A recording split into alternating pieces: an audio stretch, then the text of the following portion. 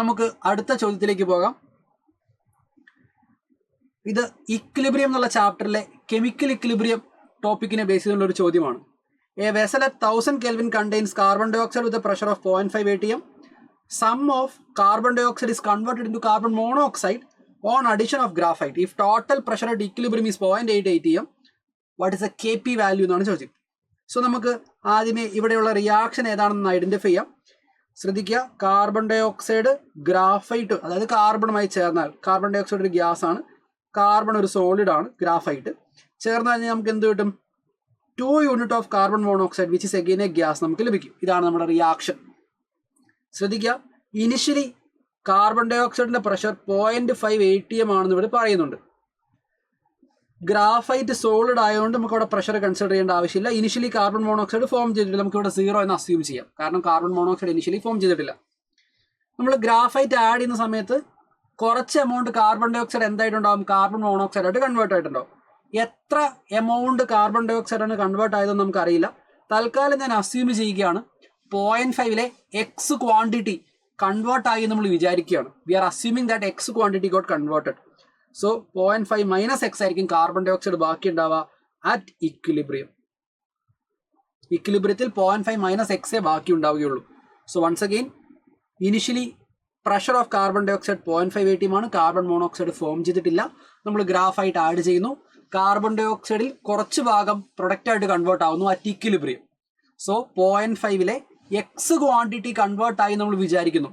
So നോക്കിക്കേ, X quantity convert ആയാൽ ബാക്കി എത്ര ഉണ്ടാവും? ഇനിഷ്യലി 0.5, അതിൽ നിന്ന് എക്സ് പോയാൽ ബാക്കി 0.5 minus X carbon dioxide ആയിരിക്കും ബാക്കി ഉണ്ടാവുക. ഒന്നുകൂടെ ശ്രദ്ധിക്കുക, ഒരു കാർബൺ ഡൈ ഓക്സൈഡ് കൺവേർട്ട് ആയാൽ 2 യൂണിറ്റ് കാർബൺ മോണോക്സൈഡ് പ്രൊഡ്യൂസ് ആവുന്നുണ്ട് അല്ലേ? 1 unit carbon dioxide react ആയാൽ 2 യൂണിറ്റ് കാർബൺ മോണോക്സൈഡ് ഫോം ചെയ്യും. ഇവിടെ എക്സ് യൂണിറ്റ് ആണ് റിയാക്ട് ചെയ്തത്. So correspondingly 2x unit carbon monoxide form ചെയ്തിട്ടുണ്ടായിരിക്കണം. ഇതാണ് നമ്മുടെ ഡാറ്റ. ഇനി നമുക്ക് സപ്പോർട്ടിങ്ങിന് വേണ്ടി തന്നിരിക്കുന്ന ഒരു ഡാറ്റയുണ്ട്. If the total pressure is 0.8 atm, അതായത് കാർബൺ മോണോക്സൈഡിന്റെ പ്രഷറും pressure of carbon monoxide plus pressure of carbon dioxide എല്ലാം കൂടെ കൂട്ടിയാൽ നമുക്ക് 0.8 atm എന്ന് തന്നിട്ടുണ്ട്. ആ ഡാറ്റ നമുക്കൊന്ന് യൂസ് ചെയ്യാം. സോ കാർബൺ മോണോക്സൈഡിന്റെ പ്രഷർ 2x, കാർബൺ ഡൈ ഓക്സൈഡിന്റെ pressure 0.5 minus X which is equal to 0.8 atm. 2x plus 0.5 minus X എന്ന് പറഞ്ഞാൽ ദാറ്റ് ഈസ് 0.5 പ്ലസ് എക്സ് തന്നെയാണ്. ഇവിടെ നമുക്ക് എക്സിന്റെ വാല്യൂ കിട്ടും. X value will be 0.3. X value 0.3 ആണെങ്കിൽ 0.5 മൈനസ് എക്സിന്റെ വാല്യൂ 0.2 എന്നായിരിക്കും ഉണ്ടാവുക. അതുപോലെ 2xന്റെ വാല്യൂ 2 × 0.3 0.6 എന്നായിരിക്കും ഉണ്ടാവുക.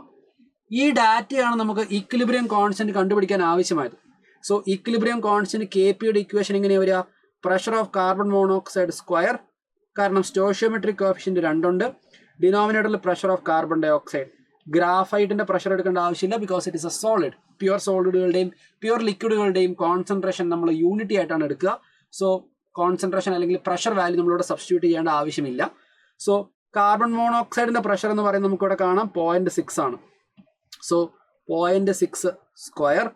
കാർബൺ ഡൈ ഓക്സൈഡിന്റെ പ്രഷർ 0.2 ആണ് ഇക്വിലിബ്രിയത്തിൽ. So 0.2. So this will be 0.36 by 0.2 എന്നാണ് വരിക, വിച്ച് വിൽ ബി 1.8 atm എന്നായിരിക്കും വരിക. സോ ഇവിടുത്തെ കറക്റ്റ് ആയിട്ടുള്ള ആൻസർ നമ്മൾ സെലക്ട് ചെയ്യുകയാണെങ്കിൽ ഓപ്ഷൻ ഏതായിരിക്കും? Answer option will be 2 here. 2 ആയിരിക്കണം നമ്മളിവിടെ സെലക്ട് ചെയ്യേണ്ട കറക്റ്റ് ആയിട്ടുള്ള ആൻസർ എന്ന് പറയുന്നത്. കാരണം ഫൈനൽ ആൻസർ കെപിയുടെ വാല്യൂ 1.8 atm എന്നാണ് വരിക. So here the correct answer is option 2.